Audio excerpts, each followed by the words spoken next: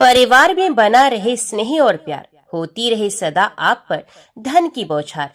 ऐसा हो आपका अक्षय तृतीया का त्योहार। आप सभी को अक्षय तृतीया की ढेर सारी शुभकामनाएं। साल 2025 में इस बार 30 अप्रैल बुधवार के दिन अक्षय तृतीया है और अक्षय का अर्थ होता है जो कभी खत्म ना हो, यानी कि इस दिन किए गए शुभ कार्यों का अक्षय फल प्राप्त होता है। इस दिन किए गए दान का, चाहे दान कितना भी छोटा क्यों ना हो, उसका भी कई गुना पुण्य प्राप्त होता है जो जन्म जन्मांतर तक मिलता रहता है। हर साल वैशाख मास के शुक्ल पक्ष की तृतीया तिथि को अक्षय तृतीया का पर्व मनाया जाता है और इस दिन होने वाले कार्य मनुष्य के जीवन को कभी ना खत्म होने वाले शुभ फल प्रदान करते हैं। इसलिए ऐसा कहा जाता है कि इस दिन मनुष्य जितने भी पुण्य क्रम या दान करता है उसे उसका शुभ फल बहुत अधिक मात्रा में मिलता है, कई गुना मिलता है और इस शुभ फल का प्रभाव फिर कभी खत्म नहीं होता।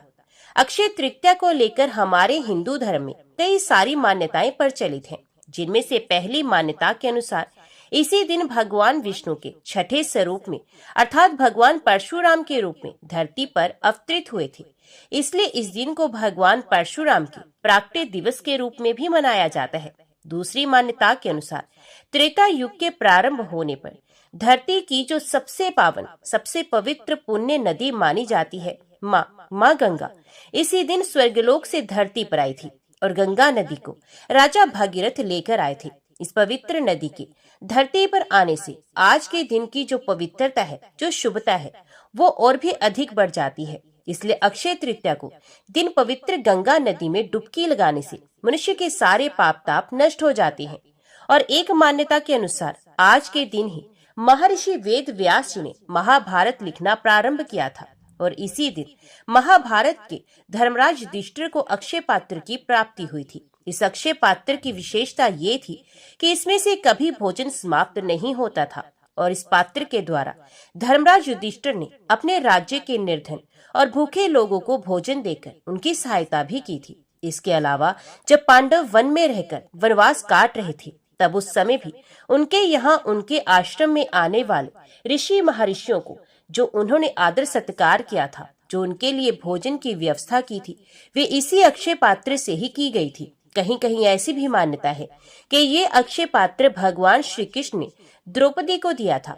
इसी ही एक और मान्यता के अनुसार भगवान श्री कृष्ण के गरीब निर्धन मित्र सुदामा, जो उनके बचपन के सखा थे, भगवान कृष्ण से मिलने के लिए पहुंचे। तब सुदामा जी के पास कृष्ण को देने के लिए सिर्फ 4 चावल के दाने थे। वही सुदामा जी ने भगवान श्री कृष्ण के चरणों में अर्पित कर दिए, परंतु अपने मित्र और सबके हृदय के जानने वाले अंतर्यामी भगवान मधुसूदन सब कुछ समझ गए और उन्होंने सुदामा की गरीबी को दूर करते हुए उनकी झोपड़ी को महल में बदल दिया और उन्हें सब प्रकार की सुविधाओं से संपन्न बना दिया। तब से मान्यता है कि अक्षय तृतीया पर किए गए दान का महत्व और भी अधिक बढ़ जाता है। अक्षय तृतीया के दिन भगवान विष्णु और महालक्ष्मी जी के साथ साथ कुबेर देवता की भी पूजा की जाती है और इस दिन आप अपने सामर्थ्य के अनुसार कुछ न कुछ दान अवश्य करें। चाहे तो आप अन्न का, वस्त्र का, घी, शक्कर, गुड़, किसी भी प्रकार का दान आज के दिन आप किसी योग्य व्यक्ति को अवश्य दें। वैसे तो बहुत सारे लोग अक्षय तृतीया के दिन उपवास भी रखते हैं और इस दिन अबूझ मुहूर्त होता है, जिसमें आप किसी भी नए कार्य की शुरुआत किसी भी समय कर सकते हैं और 3.5 जो मुहूर्त पड़ते हैं पूरे साल भर अबूझ मुहूर्त कहलाते हैं, जिनमें आप पूरे दिन कभी भी कोई भी कार्य कर सकते हैं। आपको पंचांग देखने की भी आवश्यकता नहीं होती है। ऐसे में अक्षय तृतीया का दिन इन 3.5 अबूझ मुहूर्तों में से एक माना जाता है। तो आज के दिन जो लोग केवल पूजा पाठ करते हैं, उन्हें भी व्रत की कथा पढ़नी या सुननी चाहिए। इसका भी कई गुना पुण्य मिलता है और जो इस कथा को दूसरों को सुनाता है, उसे भी इस कथा का कई गुना पुण्य प्राप्त हो जाता है और भगवान विष्णु और माता लक्ष्मी जी के आशीर्वाद से उनके घर में सदा बरकत बनी रहती है, सदा धन के भंडार भरे रहते हैं। तो पौराणिक कथा के अनुसार बहुत पहले की बात है कि धर्मराज अपने परिवार के साथ एक छोटे से गांव में रहता था। ये बहुत ही गरीब था और हमेशा अपने परिवार के भरण पोषण के लिए परेशान रहता था। अब उसके परिवार में बहुत सारे सदस्य थे। धर्मराज बहुत ही धार्मिक प्रवृत्ति का व्यक्ति था। एक बार उसने अक्षय तृतीया का व्रत करने का सोचा, क्योंकि रोजी रोटी का बड़ा संकट था। परिवार में कई सारे सदस्य थे, तो वो किस प्रकार से उन सभी का पेट भरता। तो एक बार जब उसने अक्षय तृतीया का व्रत करने का सोचा, तो अक्षय तृतीया के दिन वे बहुत जल्दी ब्रह्म मुहूर्त में उठा और उसने गंगा नदी में स्नान किया। फिर विधि पूर्वक भगवान विष्णु की पूजा अर्चना और आरती की। इसके बाद उसने अपने सामर्थ्य के अनुसार जल से भरे घड़े, पंखे, जौ, सत्तू, चावल, नमक, गेहूं, गुड़, घी, दही, सोना तथा वस्त्र आदि वस्तुएं भगवान के चरणों में रखकर ब्राह्मणों को अर्पित कर दी। ये सब देखकर धर्मराज के जो परिवार वाले थे और उनकी पत्नी ने उन्हें रोकने की कोशिश भी की कि हमारे घर में तो धन की, अनाज की कमी है और आप दूसरों को ये धन दान में दे रहे हो। परिवार का हर कोई सदस्य धर्मदास को समझाने की, उन्हें रोकने की कोशिश करने लगा। कहने लगे कि अगर धर्मदास इतना सब कुछ दान में दे देगा तो फिर उसके परिवार का पालन पोषण कैसे होगा। लेकिन धर्मदास अपने दान और पुण्य क्रम से बिल्कुल भी विचलित नहीं हुआ और उसने स्वेच्छा से सम्मान सहित ब्राह्मणों को इस प्रकार कई तरह का दान दे दिया। उसके जीवन में जब भी अक्षय तृतीया का पावन पर्व आया, उसने हर बार इसी विधि विधान से पूजा पाठ की और इसी प्रकार से उसने योग्य व्यक्तियों को, ब्राह्मणों को दान आदि दिया। हर बार अक्षय तृतीया के दिन पूजा पाठ करने से और दान देने से धीरे धीरे धर्मदास के घर में धन संपत्ति के भंडार भरने लगे और उनकी गरीबी दूर हो गई। अब परिवार का पालन पोषण बहुत अच्छे से चलने लगा। लेकिन फिर भी धर्मदास ने हर बार विधि विधान से पूजा पाठ करना और अक्षय तृतीया के दिन दान देना बंद नहीं किया। और फिर इस जन्म के पुण्य प्रभाव से धर्मदास ने अगले जन्म में राजा कुशावती के रूप में जन्म लिया। राजा कुशावती बहुत ही प्रतापी राजा थे। उनके राज्य में सभी प्रकार के सुख, धन, सोना, हीरे, जवाहरात, संपत्ति, किसी भी प्रकार की कोई कमी नहीं थी और उनके राज्य में प्रजा बहुत सुखी थी और अपने राजा को वे प्रजा बहुत प्यार भी करती थी। अक्षय तृतीया के पुण्य प्रभाव से राजा को अगले जन्म में वैभव और यश की प्राप्ति हुई। लेकिन वे कभी भी लालच के वश में नहीं हुए और ना ही अपने सत्कर्म के मार्ग से विचलित हुए। इस प्रकार उन्हें सदा अक्षय तृतीया का पुण्य प्राप्त होता रहा।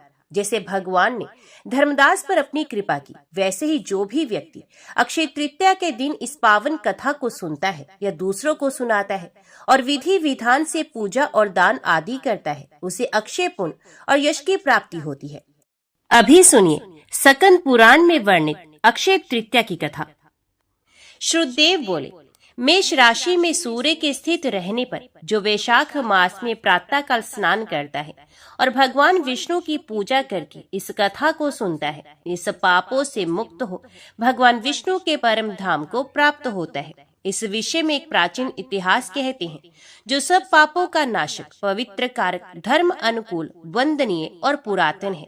गोदावरी के तट पर शुभ ब्रह्मेश्वर क्षेत्र में महर्षि दुर्वासा के 2 शिष्य रहते थे, जो परमहंस, ब्रह्मनिष्ठ, उपनिषद विद्या में परिनिष्ठित और इच्छा रहित थे। ये भिक्षा मात्र भोजन करते और पुण्य में जीवन बिताते हुए गुफा में निवास करते थे। उनमें से एक का नाम था सत्यनिष्ठ और दूसरे का तपोनिष्ठ। वे इन्हीं नामों से तीनों लोकों में विख्यात थे। सत्यनिष्ठ सदा भगवान विष्णु की कथा में तत्पर रहते थे।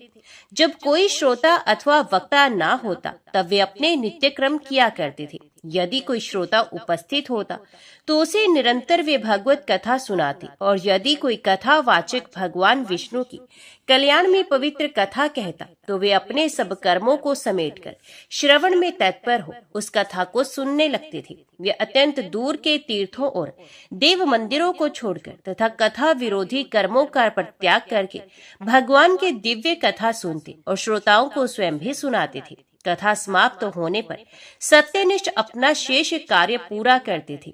कथा सुनने वाले पुरुष को जन्म मृत्यु में संसार बंधन की प्राप्ति नहीं होती, उसके अंतकरण की शुद्धि होती है। भगवान विष्णु में जो अनुराग की कमी है वे दूर हो जाती है और उनके प्रति गाढ़ अनुराग होता है। साथ ही साधु पुरुषों के प्रति सौहार्द बढ़ता है। रजो गुण रहित गुणातीत परमात्मा शीघ्र ही हृदय में स्थित हो जाते हैं। श्रवण से ज्ञान पाकर मनुष्य भगवत चिंतन में समर्थ होता है। श्रवण, ध्यान और मनन ये वेदों में अनेक प्रकार से बताया गया है। जहाँ भगवान विष्णु की कथा न होती हो और जहाँ साधु पुरुष न रहते हो, वे स्थान साक्षात गंगा तट ही क्यों न हो, निस्संदेह त्याग देने योग्य है। जिस देश में तुलसी नहीं है अथवा भगवान विष्णु का मंदिर नहीं है, ऐसा स्थान निवास करने योग्य भी नहीं है। ये निश्चय करके मुनिवर सत्यनिष्ठ सदा भगवान विष्णु की कथा और चिंतन में संलग्न रहते थे। दुर्वासा का दूसरा शिष्य तपोनिष्ठ दुराग्रह पूर्वक कर्म में तत्पर रहता था। वे भगवान की कथा को छोड़कर अपना कर्म पूरा करने के लिए इधर उधर हट जाता था। कथा की अवहेलना से उसे बड़ा कष्ट उठाना पड़ा। अंततः कथा परायण सत्यनिष्ठ ने ही उसका संकट से उद्धार किया। जहाँ लोगों के पापों का नाश करने वाली भगवान विष्णु की पवित्र कथा होती है, वहाँ सब तीर्थ और अनेक प्रकार के क्षेत्र स्थित रहते हैं। जहाँ विष्णु कथा रूपी पुण्यमय नदी बहती रहती है, उस देश में निवास करने वालों की मुक्ति उनके हाथ में ही होती है। पूर्व काल में पांचाल देश में पुर्यशा नामक एक राजा थे, जो पुण्यशील एवं बुद्धिमान राजा भूर्यशा के पुत्र थे। पिता के मरने पर पुर्यशा राज्य सिंहासन पर बैठे। वे धर्म की अभिलाषा रखने वाले, शूरता, उदारता आदि गुणों से संपन्न और धनुर्वेद में प्रवीण थे। उन महामती नरेश ने अपने धर्म के अनुसार पृथ्वी का पालन किया। कुछ काल के पश्चात राजा का धन नष्ट हो गया। हाथी और घोड़े बड़े बड़े रोगों से पीड़ित होकर मारे गए। उनके राज्य में ऐसा भारी अकाल पड़ा जो मनुष्यों का अत्यंत विनाश करने वाला था। पांचाल नरेश राजा पुर्यशा को निर्बल जानकर उनके शत्रुओं ने आक्रमण किया और युद्ध में उनको जीत लिया। तदंतर पराजित हुए राजा ने अपनी पति शिखणी के साथ पर्वत के कंदरा में प्रवेश किया। साथ में दासी आदि सेवक गण भी थे। इस प्रकार छिपे रहकर राजा मन ही मन विचार करने लगे कि मेरी ये क्या अवस्था हो गई है। मैं जन्म और कर्म से शुद्ध हूँ, माता और पिता के हित में तत्पर रहता हूँ, गुरु भक्त उदार, ब्राह्मणों का सेवक, धर्मपरायण, सब प्राणियों के प्रति दयालु, देव पूजक और जितेंद्रिय भी हूँ। फिर किस कर्म से मुझे ये विशेष दुख देने वाली दरिद्रता प्राप्त हुई है? किस कर्म से मेरी पराजय हुई है और किस कर्म के फलस्वरूप मुझे ये वनवास मिला है? इस प्रकार चिंता से व्याकुल होकर राजा ने खिन्न चित्त से अपने सर्वज्ञ गुरु मुनिश्रेष्ठ याज और उपयाज का स्मरण किया। राजा के आवाहन करने पर दोनों बुद्धिमान मुनीश्वर वहां आए।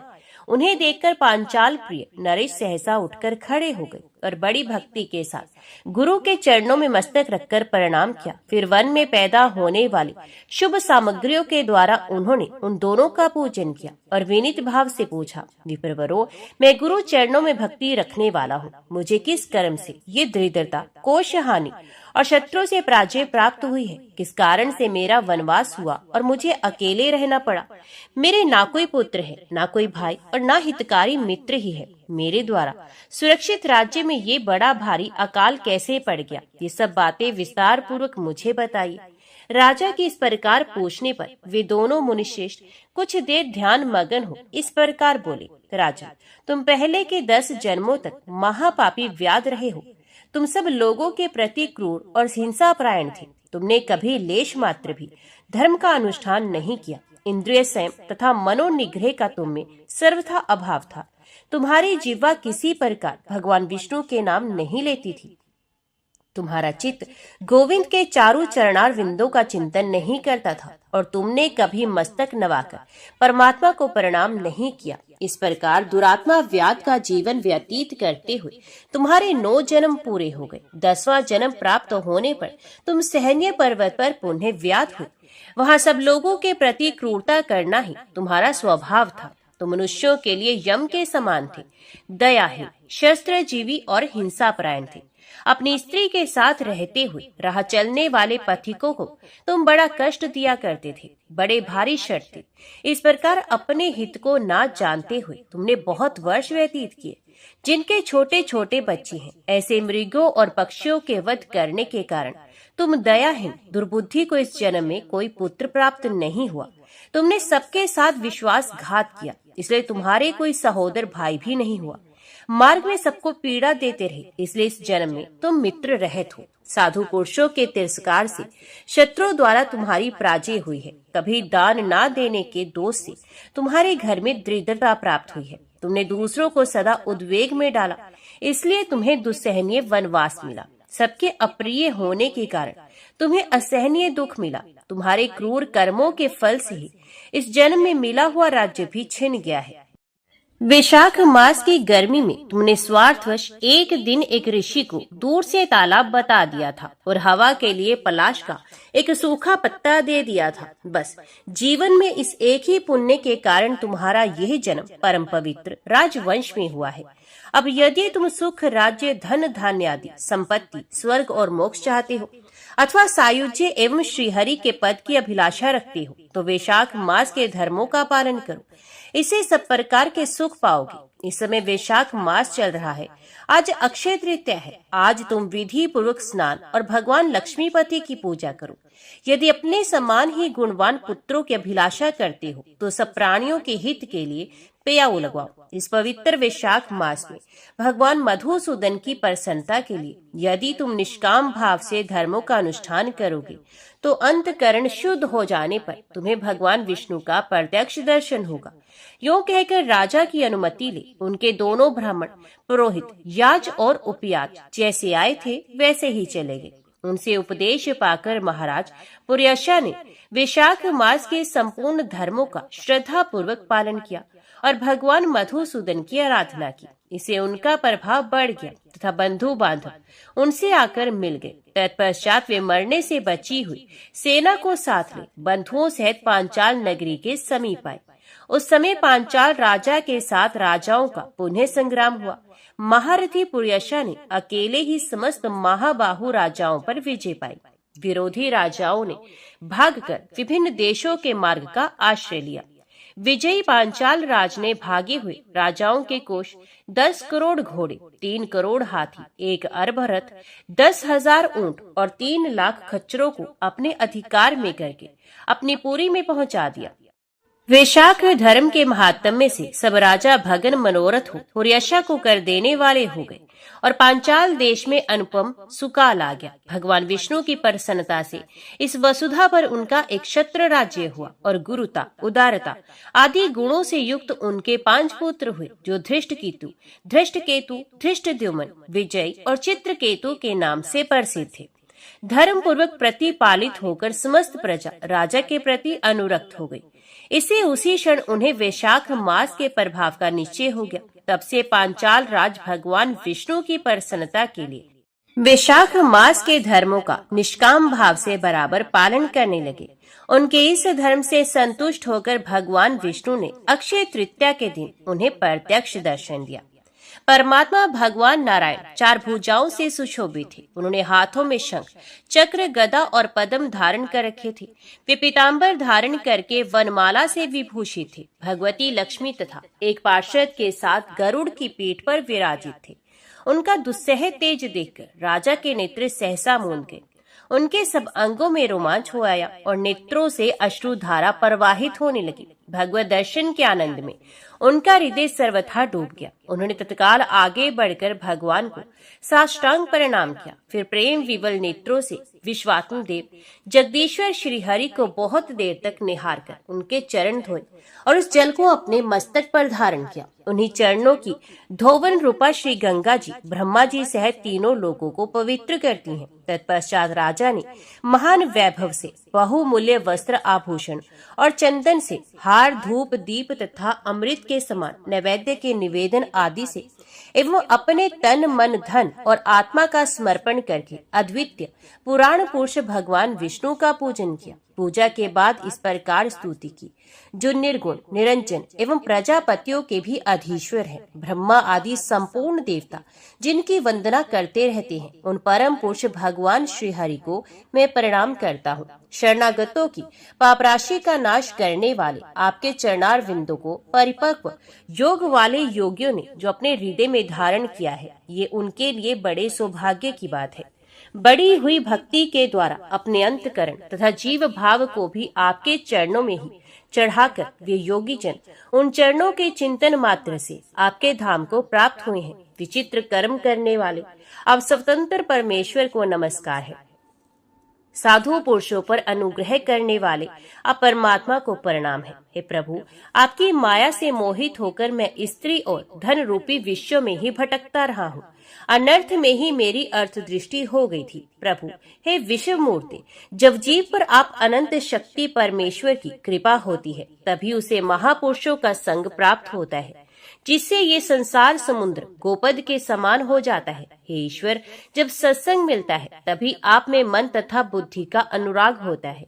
मेरा समस्त राज्य जो मुझसे छिन गया था वे भी आपका मुझ पर महान अनुग्रह ही हुआ था, ऐसा मैं मानता हूँ। मैं न तो राज्य चाहता हूँ, न पुत्र आदि की इच्छा रखता हूँ, न कोष की ही अभिलाषा करता हूँ, अपितु मुनियों के द्वारा ध्यान करने योग्य जो आपके आराधनीय चरणारविंद हैं, उन्हीं का नित्य सेवन करना चाहता हूँ। देवेश्वर जगत निवास, मुझ पर प्रसन्न हुए, जिससे आपके चरण कमलों की स्मृति बराबर बनी रहे तथा स्त्री पुत्र खजाना एवं आत्मे कहे जाने वाले सब पदार्थों में जो मेरी आसक्ति है वे सदा के लिए दूर हो जाए। भगवान, मेरा मन सदा आपके चरणार विंदों के चिंतन में लगा रहे। मेरी वाणी आपकी दिव्य कथा के निरंतर वर्णन में तत्पर हो। मेरे ये दोनों नेत्र आपके श्री विग्रह के दर्शन में, कान कथा श्रवण में तथा रसना आपके भोग लगाए हुए प्रसाद की आस्वादन में परवर्त हो। प्रभु, मेरी नासिका आपके चरण कमलों की तथा आपके भक्त जनों के गंध विलेपन आदि की सुगंध लेने में, दोनों हाथ आपके मंदिर में झाड़ू देने आदि की सेवा में, दोनों पैर आपके तीर्थ और कथा स्थान की यात्रा करने में तथा मस्तक निरंतर आपको प्रणाम करने में संलग्न रहे। मेरी कामना आपकी उत्तम कथा में और बुद्धि अहर्निश आपका चिंतन करने में तत्पर हो। मेरे घर पर पधारे हुए मुनियों द्वारा आपकी उत्तम कथा का वर्णन तथा आपकी महिमा का गान होता रहे और इसमें मेरे दिन बीते। विष्णु, एक क्षण तथा आधे पल के लिए भी ऐसा प्रसंग न उपस्थित हो जो आपकी चर्चा से रहित हो। हे परमेश्वर, मैं परमेष्ठी ब्रह्मा का पद, भूतल का चक्रवर्ती राज्य और मोक्ष भी नहीं चाहता, केवल आपके चरणों की निरंतर सेवा चाहता हूँ, जिसके लिए लक्ष्मी जी तथा ब्रह्मा शंकर आदि देवता भी सदा प्रार्थना किया करते हैं। राजा की इस प्रकार स्तुति करने पर कमल नयन भगवान विष्णु ने प्रसन्न होकर मेघ के समान गंभीर वाणी में इस प्रकार कहा, राजन, मैं जानता हूँ तुम मेरे श्रेष्ठ भक्त हो, कामना रहित और निष्पाप हो। नरेश्वर, मुझ में तुम्हारी दृढ़ भक्ति हो और अंत में तुम मेरा सायुज्य प्राप्त करो। तुम्हारे द्वारा किए हुए स्तोत्र से इस पृथ्वी पर जो लोग स्तुति करेंगे उनके ऊपर संतुष्ट हो मैं उन्हें भोग और मोक्ष प्रदान करूंगा। यह अक्षय तृतीया इस पृथ्वी पर प्रसिद्ध होगी, जिसमें भोग और मोक्ष प्रदान करने वाला मैं तुम्हारे ऊपर प्रसन्न हुआ। जो मनुष्य इस तिथि को किसी भी बहाने से अथवा स्वभाव से ही स्नान, दान आदि क्रियाएं करती हैं, वे मेरे अविनाशी पद को प्राप्त होते हैं। जो मनुष्य पितरों के उद्देश्य से अक्षय तृतीया को श्राद्ध करते हैं, उनका किया हुआ वे श्राद्ध अक्षय होता है। इस तिथि में थोड़ा सा भी जो पुण्य किया जाता है उसका फल अक्षय होता है।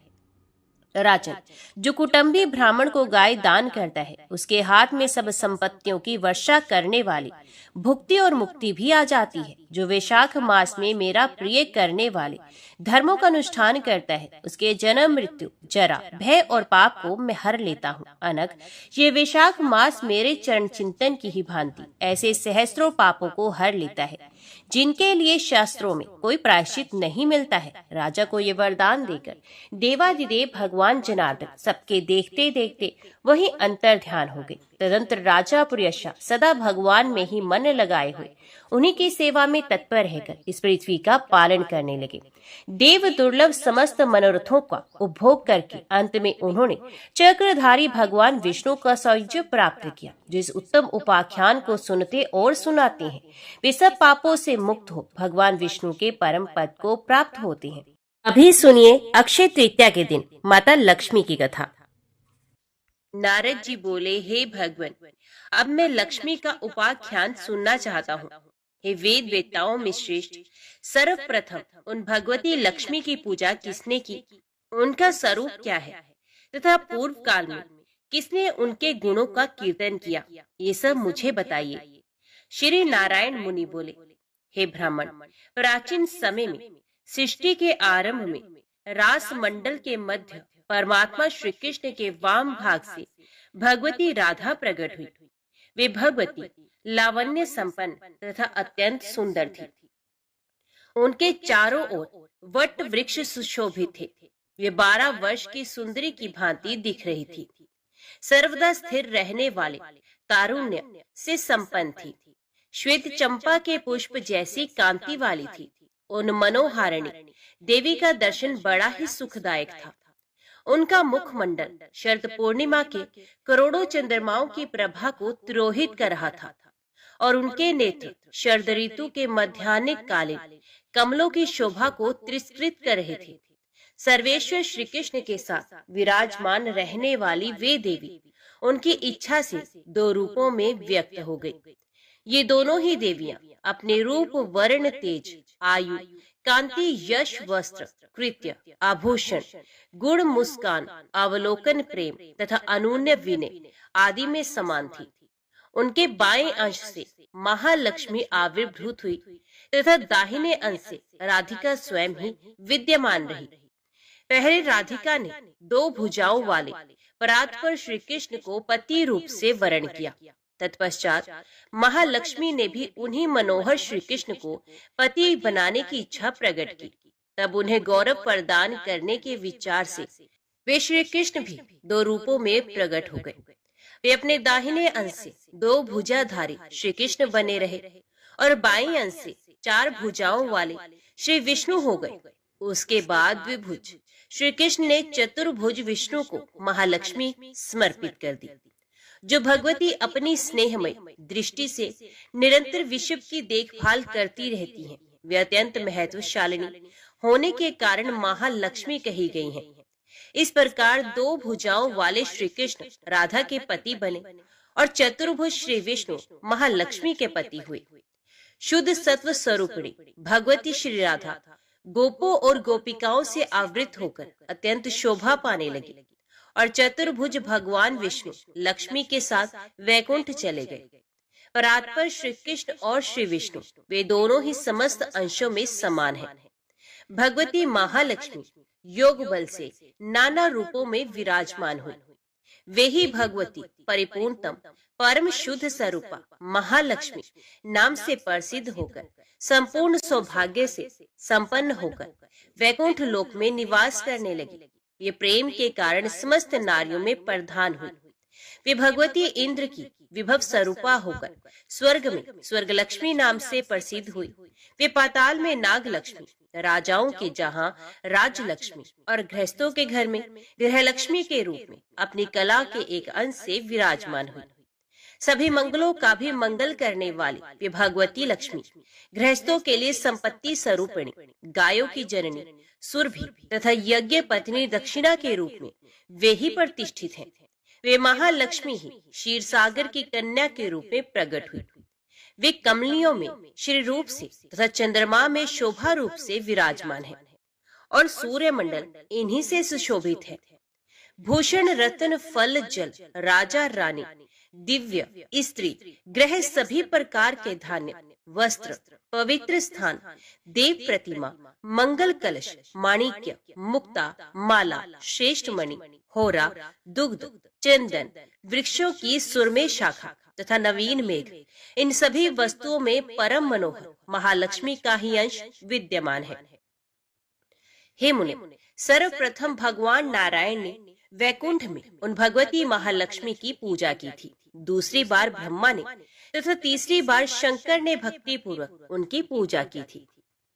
भगवान विष्णु ने भारतवर्ष में क्षीर सागर में उन महालक्ष्मी की पूजा की। उसके बाद स्वयंभू मनु, सभी राजागण, श्रेष्ठ ऋषि, मुनीश्वर तथा सदाचारी गृहस्थ, इन सभी लोगों ने जगत में महालक्ष्मी की उपासना की। गंधर्वों तथा नाग आदि के द्वारा वे पाताल लोक में पूजित हुई। हे नारद, ब्रह्मा जी ने भाद्रपद के शुक्ल पक्ष की अष्टमी से प्रारंभ करके पक्ष पर्यंत भक्ति पूर्वक उनकी पूजा की। फिर तीनों लोकों में उनकी पूजा होने लगी। चैत्र, पोष तथा भाद्रपद मासों के पवित्र मंगलवार को विष्णु के द्वारा उनकी पूजा की गई। बाद में तीनों लोकों में सभी लोग भक्ति पूर्वक उनकी उपासना करने लगे। वर्ष के अंत में पोष को संक्रांति के अवसर पर मध्याह्न काल में मनु ने मंगल कलश पर आवाहन करके उनकी पूजा की। उसके बाद वे भगवती तीनों लोकों में पूज्य हो गई। इंद्र के द्वारा वे पूजित हुई। मंगल ने भी उन मंगल में भगवती की पूजा की। उसके बाद केदार, नील, सुबल, नल, ध्रुव, उतानपाद, शक्र, बलि, कश्यप, दक्ष, कर्दम, विवस्वान, प्रियव्रत, चंद्र, कुबेर, वायु, यम, अग्नि और वरुण ने उनकी उपासना की। इस प्रकार समस्त ऐश्वर्यों की अधिष्ठात्री देवी तथा समग्र संपदाओं की विग्रह स्वरूपिणी ये भगवती महालक्ष्मी सर्वत्र सब लोगों द्वारा सदा पूजित तथा वंदित हुई। नारद जी बोले, हे भगवान, वे श्रेष्ठ महालक्ष्मी भगवान नारायण की प्रिया होकर वैकुंठ में निवास करती हैं। वे सनातनी भगवती वैकुंठ की अधिष्ठात्री देवी हैं। वे महालक्ष्मी पूर्व काल में पृथ्वी लोक में सिंधु की पुत्री कैसे बनी और सर्वप्रथम किसके द्वारा उनकी स्तुति की गई, ये सब मुझे बताइए। श्री नारायण मुनि बोले, हे नारद, पूर्व काल में दुर्वासा के शाप के कारण इंद्र श्री विहीन हो गए थे और संपूर्ण देव समुदाय मृत्यु लोक में भटकने लगा। हे नारद, तब कुपित लक्ष्मी ने स्वर्ग का परित्याग करके अत्यंत दुखित हो वैकुंठ लोक पहुंचकर वहां महालक्ष्मी में अपने को विलीन कर लिया। उसमें शोक से संतप्त सभी देवता ब्रह्मा की सभा में गए और वहां से ब्रह्मा जी को आगे करके वैकुंठ लोक को गए। वहां पर सभी देवताओं ने भगवान श्री नारायण को श्री विष्णु की शरण ग्रहण की। उस समय अत्यंत दीनता युक्त सभी देवताओं के कंठ, होठ और तालु सूख गए थे। तब पुराण पुरुष भगवान श्री हरि की आज्ञा से वे सर्व संपत्ति स्वरूपा लक्ष्मी अपनी कला से सिंधु की कन्या हुई थी। उस समय सभी देवताओं ने दैत्यों के साथ मिलकर समुद्र मंथन करके महालक्ष्मी की प्राप्ति की थी। भगवान विष्णु ने महालक्ष्मी को प्रेम पूर्वक देखा। तब प्रसन्नता पूर्वक मुखमंडल वाली परम संतुष्ट भगवती महालक्ष्मी ने देवता आदि को वर प्रदान करके क्षीर सागर में शयन करने वाले श्री भगवान विष्णु को वनमाला अर्पित कर दी। हे नारद, देवताओं ने असुरों के द्वारा अपहृत किया गया अपना राज्य पुनः प्राप्त किया।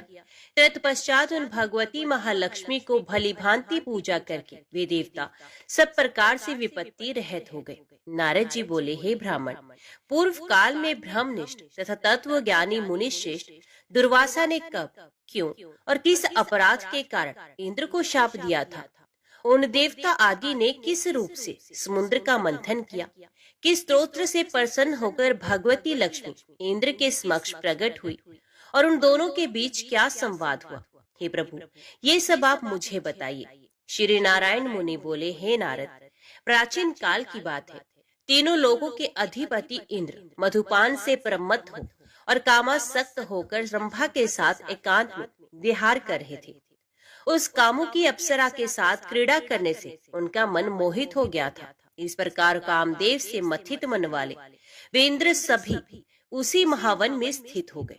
उसी समय इंद्र ने वैकुंठ धाम से कैलाश पर्वत की ओर जाते हुए महर्षि दुर्वासा को देखा। उनका शरीर ब्रह्म तेज से दैदीप्यमान था। ऐश्वर्य संपन्न वे ग्रीष्म ऋतु के मध्य कालीन हजारों सूर्यों की प्रभा से युक्त थे। उनका अत्यंत स्वच्छ जटाजूट परतप्त स्वर्ण के समान प्रकाशमान था। वे श्वेत वर्ण का यज्ञोपवीत धारण किए थे। उन्होंने अपने हाथों में चीर, दंड तथा कमंडलू धारण किया था। वे अपने ललाट पर चंद्रमा के समान प्रतीत होने वाला अत्यंत उज्जवल तिलक धारण किए हुए थे। वेद वेदांग के पारगामी लाखों शिष्य उनके साथ विद्यमान थे। उन्हें देखकर अति प्रमत्त इंद्र ने सर झुकाकर मुनि तथा शिष्य वर्ग को प्रणाम किया और प्रसन्न होकर उनकी स्तुति की। तब शिष्यों सहित मुनि दुर्वासा ने इंद्र को शुभाशीष आशीर्वाद प्रदान किया। साथ ही उन्होंने भगवान विष्णु द्वारा प्रदत्त परम मनोहर पारिजात पुष्प भी उन्हें समर्पित किया। तब बुढ़ापा, रोग, मृत्यु तथा शोक का नाश करने वाले और मोक्ष प्रदान करने वाले उस पुष्प को लेकर राज्य संपदा से मदोमत इंद्र ने उसे ऐरावत हाथी के मस्तक पर फेंक दिया। उस पुष्प का स्पर्श होते ही वे ऐरावत हाथी रूप, गुण, तेज तथा आयु में अकस्मात भगवान विष्णु के तुल्य हो गया। तब इंद्र को छोड़कर वे गजराज घोर वन में चला गया। हे मुने, अपने तेजो बल से संपन्न इंद्र उस ऐरावत को रोक पाने में समर्थ ना हो सके। इंद्र ने उस पुष्प का तिरस्कार किया है ऐसा जानकर मुनीश्वर दुर्वासा अत्यंत कुपित हो गए और रोष में आकर उन्हें शाप देते हुए कहने लगे। मुनि बोले, अरे राज्य श्री के अभिमान से प्रमत्त होकर तुम मेरा अपमान क्यों कर रहे हो? मेरे द्वारा दिए गए पुष्प को तुमने ग्रवित होकर हाथी के मस्तक पर फेंक दिया। श्री विष्णु को समर्पित किए हुए नैवेद्य फल अथवा जल के प्राप्त होते ही उनका उपभोग कर लेना चाहिए। उनका त्याग करने से वे ब्रह्महत्या के पाप का भागी होता है। जो मनुष्य सौभाग्य से प्राप्त हुए भगवान विष्णु के पावन नैवेद्य का त्याग करता है, वे श्री, बुद्धि तथा राज्य इन सबसे वंचित हो जाता है। जो भक्त श्री विष्णु के लिए अर्पित किए गए नैवेद्य को पाते ही उसे ग्रहण कर लेता है, वे अपने 100 पूर्वजों का उद्धार करके स्वयं जीवन मुक्त हो जाता है। जो मनुष्य प्रतिदिन भगवान श्री हरि के नैवेद्य को ग्रहण करके उन्हें प्रणाम करता है तथा भक्ति पूर्वक उनका पूजन एवं स्तवन करता है, वे भगवान विष्णु के समान हो जाता है। हे मूर्ख, उसका स्पर्श करके चलने वाली वायु का संयोग पाकर तीर्थ समुदाय शीघ्र ही शुद्ध हो जाता है और उसकी चरण रज से पृथ्वी शीघ्र ही पवित्र हो जाती है। भगवान श्री हरि को भोग ना लगाया हुआ अन्न व्यभिचारिणी स्त्री, पति पुत्रहीन स्त्री तथा शूद्र के श्रद्धान के समान व्यर्थ होता है और वे मांस भक्षण के समान है। शिवलिंग के लिए अर्पण किया हुआ अन्न शूद्रों के यहाँ यजन कराने वाले ब्राह्मण के द्वारा प्रदत्त अन्न, चिकित्सा वृत्ति में लगे ब्राह्मण का अन्न, देवल, कन्या विक्रय तथा वैश्याओं की वृत्ति पर आश्रित रहने वाले पुरुषों का अन्न, उच्चिष्ट, बासी तथा सबके भोजन कर लेने पर बचा हुआ अन्न, शूद्रापति द्विज, वृषवाही द्विज, दीक्षाहीन द्विज, शवदाही, अगम्या स्त्री के साथ गमन करने वाले द्विज, मित्रद्रोही, विश्वासघाती, कृतघ्न तथा झूठी गवाही देने वाले और तीर्थ प्रतिग्राही ब्राह्मणों का अन्न ग्रहण करने वाले ये सभी भगवान विष्णु का नैवेद्य भक्षण करने से शुद्ध हो जाते हैं। यदि चांडाल भी भगवान विष्णु की उपासना करता है तो वे अपनी करोड़ों पीढ़ियों का उद्धार कर लेता है। भगवान श्री हरि की भक्ति ना करने वाला मनुष्य स्वयं अपनी भी रक्षा करने में असमर्थ रहता है। यदि कोई मनुष्य अनजाने में भी श्री विष्णु का नैवेद्य ग्रहण करता है, वे अपने 7 जन्मों के अर्जित पापों से मुक्त हो जाता है, इसमें संदेह नहीं। जो ज्ञान पूर्वक भक्ति के साथ भगवान विष्णु का नैवेद्य ग्रहण करता है, वे तो करोड़ों जन्मों के अर्जित पापों से मुक्त हो जाता है, ये निश्चित है। हे इंद्र, तुमने जो अभिमानवश इस पारिजात पुष्प को हाथी के मस्तक पर फेंक दिया, इस अपराध के कारण लक्ष्मी जी तुम लोगों का परित्याग करके भगवान श्री हरि के लोक में चली जाएं। मैं नारायण का भक्त हूँ। मैं देवता ब्रह्मा, काल, मृत्यु तथा जरा से भी भयभीत नहीं होता, तो फिर अन्य किन लोगों की गिनती करूं? हे इंद्र, तुम्हारे पिता प्रजापति कश्यप और गुरु बृहस्पति मुझ निशंक का क्या कर लेंगे? ये पारिजात पुष्प जिसके सर पर रहता है उसी की पूजा श्रेष्ठ मानी जाती है। ये सुनकर देवराज इंद्र मुनि दुर्वासा के चरण पकड़कर शोक संतप्त तथा भय से व्याकुल हो उच्च स्वर से रोने लगे और उनसे कहने लगे। महेंद्र बोले, हे प्रभु, आपने मुझे अत्यंत उचित शाप दिया, क्योंकि ये माया का नाश कर देने वाला है। मैं अपनी अपहृत संपत्ति की याचना नहीं कर रहा हूँ। आप मुझे कुछ ज्ञान उपदेश दीजिए, क्योंकि ये लौकिक ऐश्वर्य समस्त विपत्तियों का बीज स्वरूप है, ज्ञान का आस्वादन कर देने वाला है, मुक्ति मार्ग का कुठार है तथा भक्ति में व्यवधान उत्पन्न करने वाला है। मुनि बोले, ये ऐश्वर्य जन्म, मृत्यु, जरा, शोक और रोग से बीज का महान अंकुर है। संपत्ति के घोर अंधकार से अंधा बना हुआ मानव मुक्ति का मार्ग नहीं देख पाता है। हे इंद्र, जो मूर्ख संपत्ति से उन्मत्त है उसको वास्तव में मदिरा पान से भी प्रमत्त समझना चाहिए। बंधु बांधव उसे बंधु समझकर सदा घेरे रहते हैं। संपत्ति के मद में उन्मत्त वे व्यक्ति विषयांत, विह्वल, महाकामी और राजसिक होकर सात्विक मार्ग का अवलोकन नहीं कर पाता है। विषयांत राजस तथा तामस भेद से 2 प्रकार का बताया गया है। शास्त्र ज्ञान से हीन व्यक्ति को तामस तथा शास्त्रज्ञ को राजस कहा गया है। ये सुरश्रेष्ठ शास्त्र भी 2 प्रकार के मार्ग दिखलाता है। एक संस्कृति का हेतु है तो दूसरा निर्वृत्ति का कारण कहा गया है। पहले प्रवृत्ति बीज रूपी दुखमय मार्ग पर सभी प्राणी स्वच्छंद तथा प्रसन्न होकर निर्विरोध भाव से निरंतर चलते रहते हैं। जैसे मधु के लोभ से भरा अत्यंत सुख मानकर कलेश के साथ पुष्पों पर आता है, वैसे ही मनुष्य परिणाम में विनाश के बीज स्वरूप तथा जन्म मृत्यु जरा के आश्रय स्वरूप इस प्रवृत्ति मार्ग पर अग्रसर होता है। प्रसन्नता पूर्वक अनेक जन्मों तक अपने किए क्रम के परिणाम स्वरूप नाना प्रकार की योनियों में भ्रमण करने के पश्चात भगवान की कृपा से ही सैकड़ों तथा हजारों प्राणियों में से कोई बिरला ही संसार सागर से पार करने वाले सत्संग को प्राप्त कर पाता है। जब कोई साधु तत्व ज्ञान रूपी दीपक से उसे मुक्ति मार्ग दिखा देता है, तब संसार बंधन को तोड़ने के लिए जीव प्रयत्न करने लगता है। अनेक जन्मों में किए गए तप तथा उपवास से जब मानव का पुण्य उदय होता है, तब वे निर्विघ्न तथा परम सुखप्रद मुक्ति मार्ग को प्राप्त कर पाता है। हे इंद्र, तुम जो बात पूछ रहे हो उसे मैंने गुरु के मुख से सुना है। हे ब्राह्मण, मुनि दुर्वासा का ये वचन सुनकर देवराज इंद्र राग रहित हो गए और उनके हृदय में दिनों दिन वैराग्य की भावना बढ़ने लगी। तत्पश्चात मुनि के स्थान से अपने भवन पहुंचकर इंद्र ने देखा कि अमरावती पूरी दैत्यों तथा असुरों से भरी हुई है। चारों ओर भय व्याप्त है, सर्वत्र विषमता तथा उपद्रव की स्थिति है। कहीं किसी के पुत्र तथा बंधु बांधव नहीं थे, कहीं किसी के माता पिता और स्त्री आदि ने उसका साथ छोड़ दिया है। चारों ओर हलचल मची है तथा संपूर्ण नगरी शत्रु से पूर्णता आक्रांत है।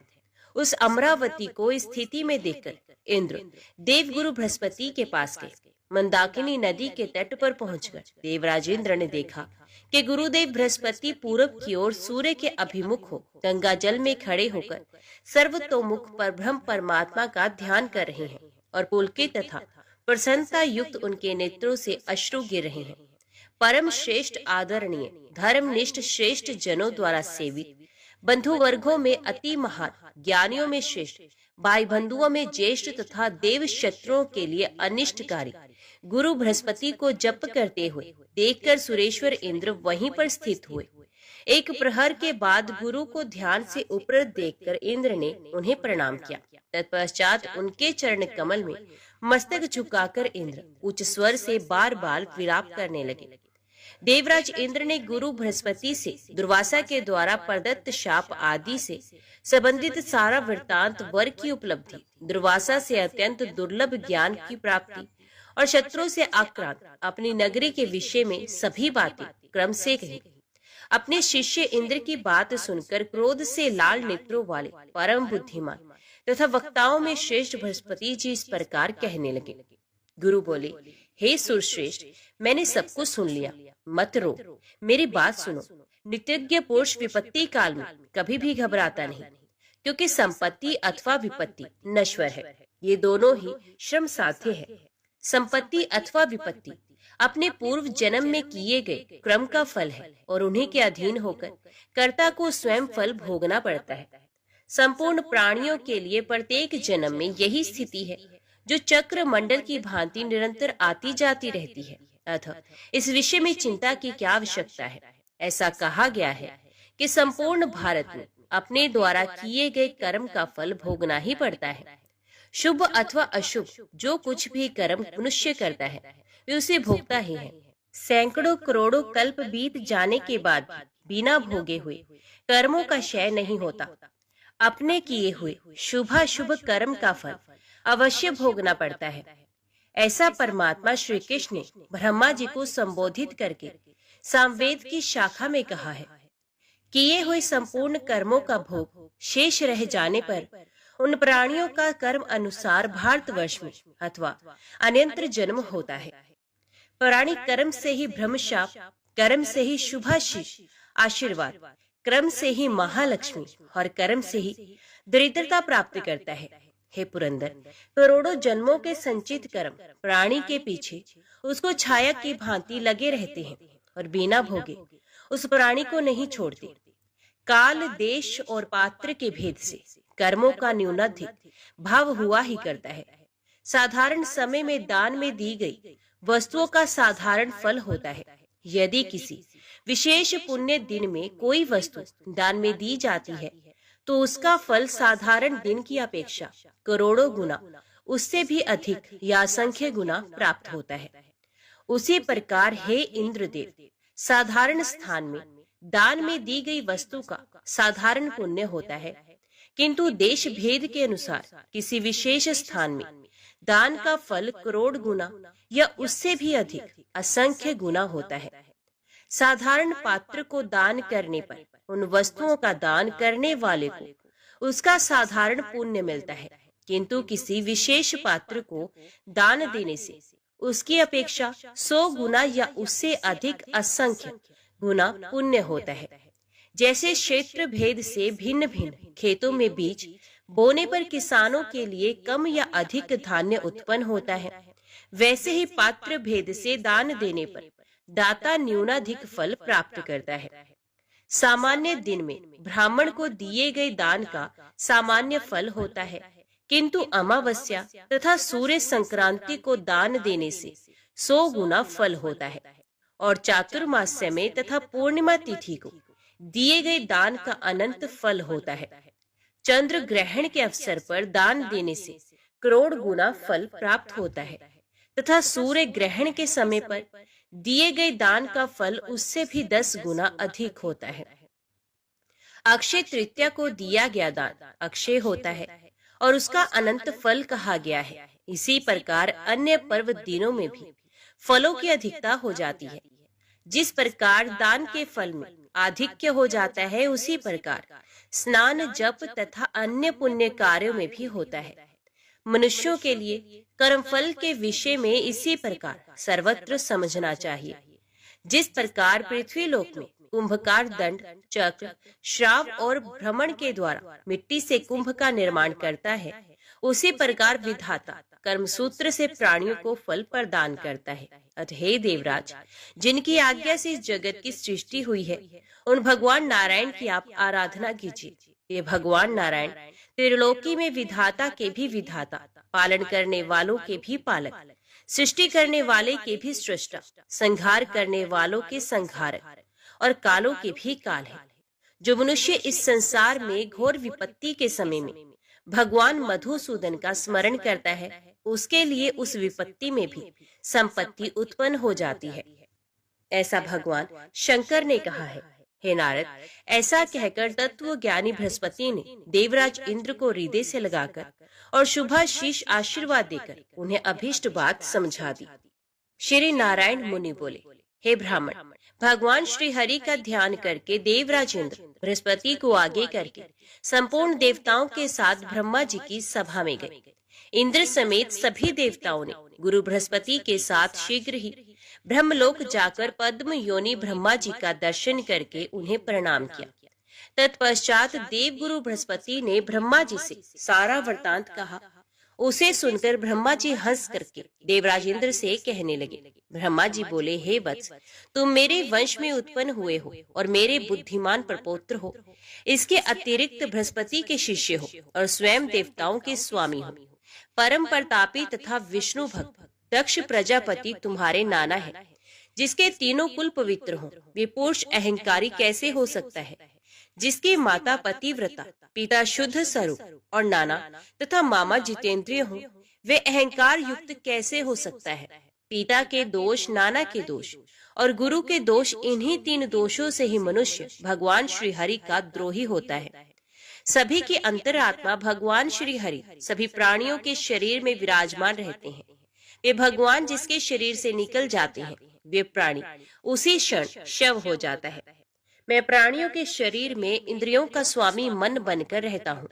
शंकर ज्ञान का रूप धारण करके रहते हैं और विष्णु की प्राण स्वरूपा भगवती श्री राधा मूल प्रकृति के रूप में और साध्वी भगवती दुर्गा बुद्धि रूप में विराजमान है। निद्रा आदि सभी शक्तियाँ भगवती प्रकृति की कलाएं हैं। आत्मा का प्रतिबिंब भोग शरीर धारण करके जीव रूप में प्रतिष्ठित है। शरीर के स्वरूप आत्मा के देह से निकल जाने पर ये सब उसी के साथ तुरंत उसी प्रकार चले जाते हैं, जैसे मार्ग में चलते हुए राजा के पीछे पीछे उसके अनुचर आदि चलते हैं। मैं शिव, शेषनाग, विष्णु, धर्म, महाविराट तथा तुम सब लोग जिनके अंश तथा भक्त हो, उन्हीं भगवान श्री कृष्ण के पवित्र पुष्प का तुमने अपमान कर दिया है।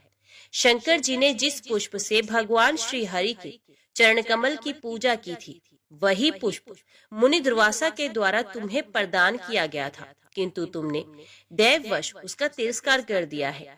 भगवान श्री कृष्ण के चरण कमल से च्युत वे पुष्प जिसके मस्तक पर स्थान पाता है, उसकी पूजा सभी देवताओं में सबसे पहले होती है। तुम तो देव के द्वारा ठग लिए गए हो। प्रारब्ध सबसे अधिक बलशाली होता है। भाग्यहीन तथा मूर्ख व्यक्ति की रक्षा करने में कौन समर्थ है।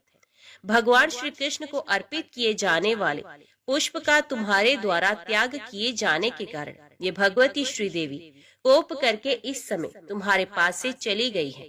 अतः तुम इसी समय मेरे तथा गुरु बृहस्पति के साथ वैकुंठ चलो। मेरे वर के प्रभाव से वहां पर लक्ष्मीकांत भगवान श्री हरि की सेवा करके तुम लक्ष्मी को पुनः प्राप्त करोगे। हे नारद, ऐसा कहकर ब्रह्मा जी ने सभी देवताओं के साथ वैकुंठ लोक पहुंचकर और ब्रह्म सनातन भगवान श्री हरि को देखा। वे तेज स्वरूप प्रभु अपने ही तेज से देदीप्यमान हो रहे थे। वे ग्रीष्म ऋतु के मध्याह्न कालीन 100 करोड़ सूर्यों की प्रभा से युक्त प्रभु थे। आदि अंत मध्य से रहित अनंत रूप लक्ष्मीकांत भगवान श्री हरि शांत भाव से विराजमान थे। वे 4 भुजाओं वाले पार्षदों तथा भगवती सरस्वती के साथ सुशोभित हो रहे थे और चारों वेदों सहित देवी गंगा भक्ति भाव से युक्त होकर उनके पास विराजमान थी। उन प्रभु को देखकर ब्रह्मा के अनुगामी सभी देवताओं ने सर झुकाकर उन्हें प्रणाम किया। भक्ति तथा विनय से युक्त होकर देवताओं ने नेत्रों में आंसू भरकर उन परमेश्वर की स्तुति की। तत्पश्चात स्वयं ब्रह्मा जी ने हाथ जोड़कर भगवान श्री हरि से सारा वृतांत कहा। अपने अधिकार से वंचित सभी देवता उस समय रो रहे थे। उन भगवान श्री हरि ने देखा कि सभी देवगण विपत्ति से ग्रस्त, भय से व्याकुल, रतन तथा आभूषण से विहीन, वाहन आदि से रहित, शोभा शून्य, श्रीहीन, निस्तेज तथा अत्यंत भयग्रस्त हैं। उन्हें इस प्रकार कष्ट से व्याकुल देखकर संसार का भय दूर करने वाले प्रभु कहने लगे, हे ब्राह्मण, हे देवगण, आप लोग मत डरिए। मेरे रहते आप लोगों को किस बात का भय है। मैं आप लोगों को परम ऐश्वर्य की वृद्धि करने वाली स्थिर लक्ष्मी प्रदान करूंगा, किंतु मेरी कुछ समयोचित बात सुनिए, जो हितकर, सत्य, सारभूत तथा परिणाम में सुखकारी है। जैसे अनंत ब्रह्मांडों में रहने वाले सभी प्राणी निरंतर मेरे अधीन रहते हैं, वैसे ही मैं भी अपने भक्तों के अधीन रहता हूँ, स्वतंत्र नहीं हूँ। मेरे प्रति समर्पित मेरा निरंकुश भक्त जिसके ऊपर रुष्ट होता है, उसके घर मैं लक्ष्मी के साथ कभी नहीं ठहरता, ये निश्चित है। भगवान शंकर की अंश से उत्पन्न ऋषि दुर्वासा महान वैष्णव हैं तथा मेरे प्रति अनन्य भक्ति रखते हैं। उन्होंने तुम्हें शाप दे दिया है। मैं आप लोगों के घर से लक्ष्मी सहज चला आया हूँ। जहाँ शंख ध्वनि नहीं होती, तुलसी नहीं रहती, शिवजी की पूजा नहीं होती तथा ब्राह्मणों को भोजन नहीं कराया जाता, वहाँ लक्ष्मी नहीं रहती। हे ब्राह्मण, हे देवतागण, जहाँ मेरी तथा मेरे भक्तों की निंदा होती है, वहाँ से महालक्ष्मी अत्यंत रुष्ट होकर चली जाती हैं और उसका पराभव हो जाता है। जो मूर्ख मनुष्य मेरी भक्ति से रहित है तथा एकादशी और मेरे जन्म के दिन जन्माष्टमी आदि को भोजन करता है, उसके भी घर से लक्ष्मी चली जाती है। जो व्यक्ति मेरे नाम का तथा अपनी कन्या का विक्रय करता है और जिसके यहाँ अतिथि भोजन नहीं करता, उसके घर से मेरी प्रिय लक्ष्मी चली जाती हैं। जो ब्राह्मण वैश्य का पुत्र है अथवा उसका पति है, वे महापापी है।